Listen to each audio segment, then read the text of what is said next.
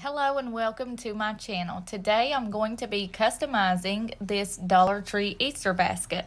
This Easter basket was left over from last year.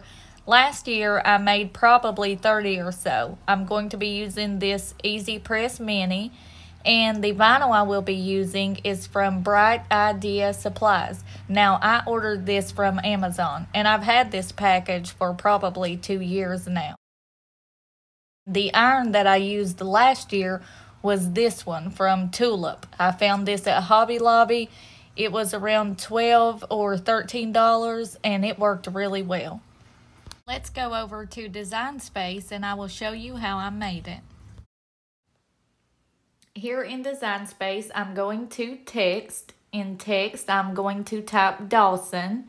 Now going up to font and selecting the drop down arrow, I'm now going to System, and I'm going to type in the font Valentine. I did find the font Valentine from defont.com. Now once my font changes to cursive, I now like to drag the word out pretty big. I've noticed that when it's pretty big, I'm able to line it up better. So I go to letter space, hit the drop down arrow, and this will pull all of the letters together at the same time. Now it does do a pretty good job, but it's not perfect, so I do like to go up to ungroup and move each letter individually. Now selecting each letter, I can now arrange them with the arrows on my laptop, or just by selecting the letter, holding down the left mouse button and just sliding the letter over.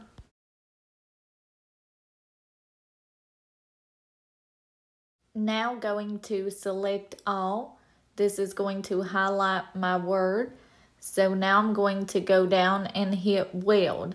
And this is going to weld all of the cursive letters together so that the Cricut won't cut each individual letter. Selecting the name, I'm now going to the width box and typing 3.5. Going back to text and typing 2021, I'm still using that same font, Valentine. I'm going to change the height to 1 inch. Next, I'm going to go to ungroup and move each of my numbers individually. Dragging a box over my numbers, I'm going to go down and select attach. Now I'm ready to make it. So selecting make it, I'm going to go over to mirror and slide the button for mirror. Now hitting continue. I'm going to select everyday iron on.